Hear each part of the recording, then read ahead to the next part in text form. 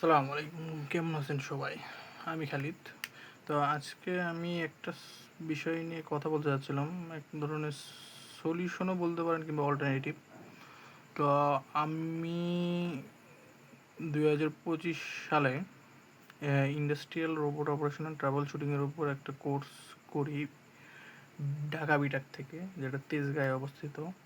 তো সো কোর্সটাতে আমরা এই যে রোবট স্টেশনটা সামনে দেখতেছেন, এটা নিয়ে একটু কাজ করি। এর সাথে আরও 2টা স্টেশন ছিল, সব মিলে মডুলার প্রোডাকশন সিস্টেম যেটাকে বলে। আমরা যদি একটু দেখতে চাই, এই যে আমাদের সামগ্রিক যে স্টেশন,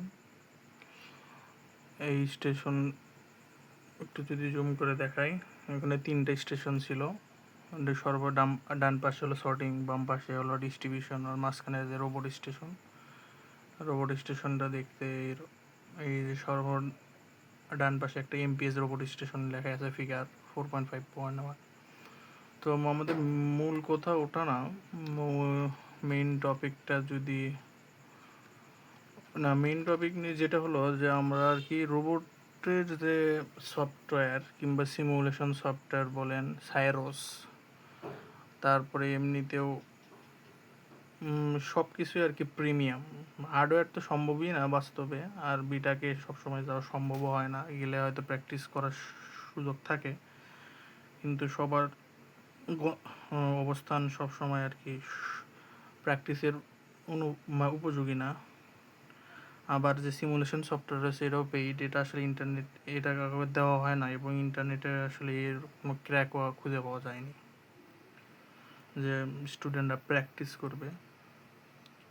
তো এই ইন্ডাস্ট্রিয়াল রোবটের পাশাপাশি ইন্ডাস্ট্রিয়াল রোবটটা ছিল আমাদের RB2F RBD-S25 যে মডেল মিৎসুবিশির, এটার ছিল, এবং সাথে মিৎসুবিশির ছিল, আর মনে হয় ফেস্টো কোলাবোরেশন করছে সব মিলে বিভিন্নভাবে।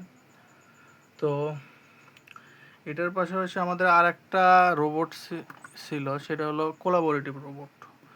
তো ইন্ডাস্ট্রিয়াল রোবটের একটু মানে হালকা টাইপ, এটা ইন্ডাস্ট্রিয়াল রোবটে খুব বেশি সেন্সিটিভ আর কি কোলাবোরেটিভ রোবটের তুলনায়। তো যেহেতু এটার জন্য আমরা প্র্যাকটিসের জন্য কোনো আর কি সিমুলেশন সফটওয়্যার পাচ্ছি না, তো আমি ওই কোলাবোরেটিভ রোবটের সম্পর্কে একটা মানে যে ওয়েবসাইট, ওখান থেকে আমি পাইলাম যে এর একটা সিমুলেশন সফটওয়্যার আছে। আমরা যদি সেই সিমুলেশন সফটওয়্যারটা একটু দেখি,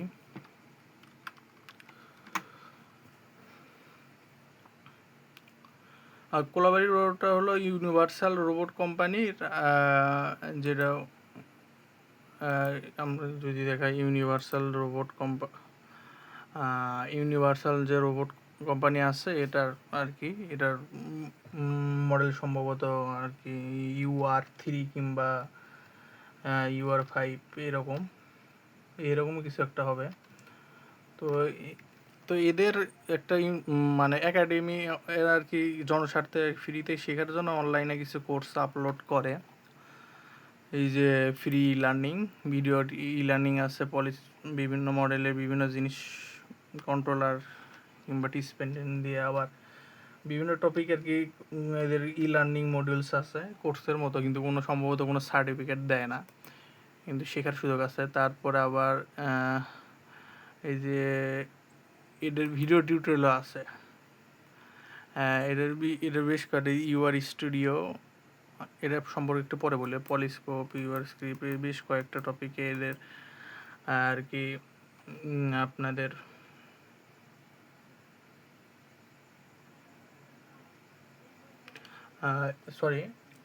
এদের আর কি ভিডিও টিউটোরিয়াল আছে। তো ভিডিও টিউটোরিয়াল আছে, আপনি হয়তো রিওয়াইন্ড করতে পারতেছেন, যে একটু দেখতে পারতেছেন, আগের কিছু মনে করতে পারতেছেন। আর ইউনিভার্সাল রোবটে এই রোবটগুলো আর ইন্ডাস্ট্রিয়াল যে রোবট আছে এগুলোর মানে প্রোগ্রাম করার স্টাইল, কাজ করা মোটামুটি সাধারণত খুবই সেম। তো এটার সুযোগ নিয়ে আমি চাচ্ছিলাম যে কোনোভাবে এটা দিয়ে প্র্যাকটিস করা যায় কিনা। তো এই কোম্পানিগুলো একটা অনলাইনে মানে এদের কি ফ্রি, কিন্তু সবচেয়ে ভালো ব্যাপার হলো যে এদের সফটওয়্যারগুলো সবগুলো ফ্রি। কিন্তু সেটার জন্য আবার লিনাক্স এনভায়রনমেন্ট লাগে কিংবা ভার্চুয়াল বক্স ইনস্টল করে করতে হয়, তো ওটা একটু পেইনফুল। তো আরও একটা ভালো সলিউশন সেটা হলো এই ইউনিভার্সাল রোবটই একটা সিস্টেম, অনলাইন সিস্টেম দিছে, যেটা হলো ইউআর স্টুডিও।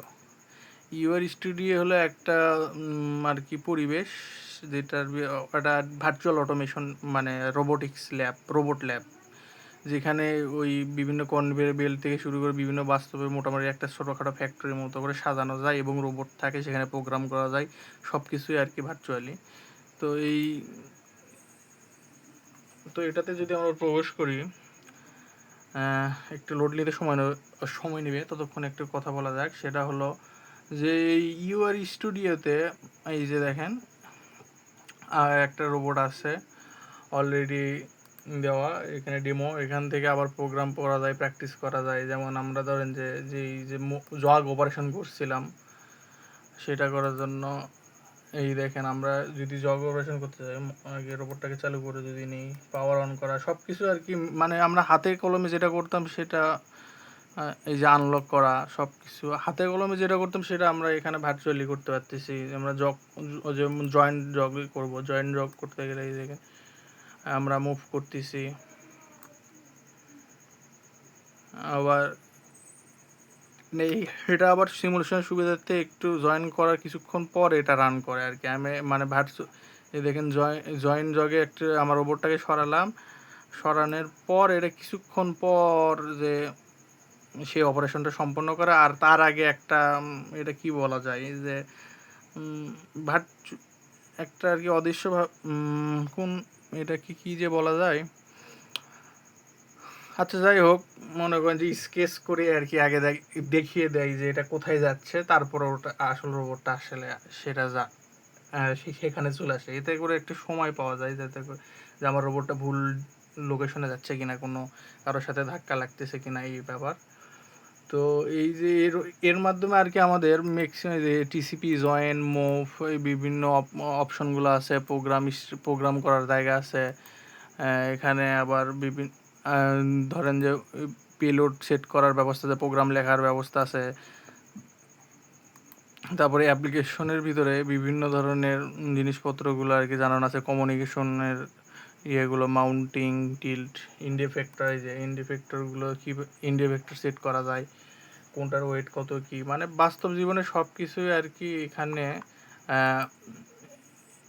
একদম মানে সেট করে নিয়ে ওই ভার্চুয়ালি ওই ফিলটা আসলে পাওয়া যায়। তো এটা আমার মনে হলো যে যারা রোবট অপারেশন, যারা কোর্স করে গেছেন অনেক দিন আগে, তো ভুলে যাচ্ছেন বারবার, তো তাদের ক্ষেত্রে আসলে প্র্যাকটিস করার একটা ভালো জায়গা। আর টিউটোরিয়াল তো এদের ওয়েবসাইটে দেওয়াই আছে, আমরা নিজেরা এই যে ইউআর স্টুডিও সম্পর্কেই আর কি আপনার ভিডিও টিউটোরিয়ালে যদি ইউআর স্টুডিও, হ্যাঁ এই যে ইউআর স্টুডিও, এই স্টুডিওটা কীভাবে কাজ করাবেন এই সম্পর্কে আর কি 11টা ভিডিও দিছে আর কি।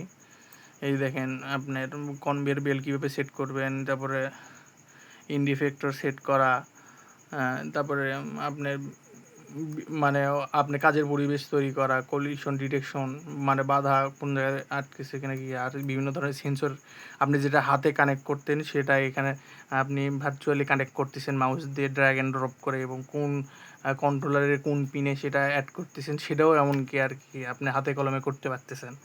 তো আমার মনে হয় এটা একটা বিশাল সুযোগ, যারা রোবট অপারেশনের কোর্স করছেন কিন্তু প্র্যাকটিস করতে পারতেছেন না, এবং দীর্ঘদিন ধরে আমাদের এই স্কিলটাকে চর্চায় রাখার এর একটা মনে হয় ভালো সুযোগ। তো এটাই জানানোর জন্য ভিডিওটি লম্বা হলো, দুঃখিত সবাইকে, আমি এর জন্য অত্যন্ত দুঃখিত।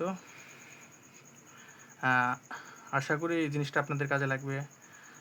তাহলে আজকে বিদায় নিচ্ছি, আসসালামু আলাইকুম।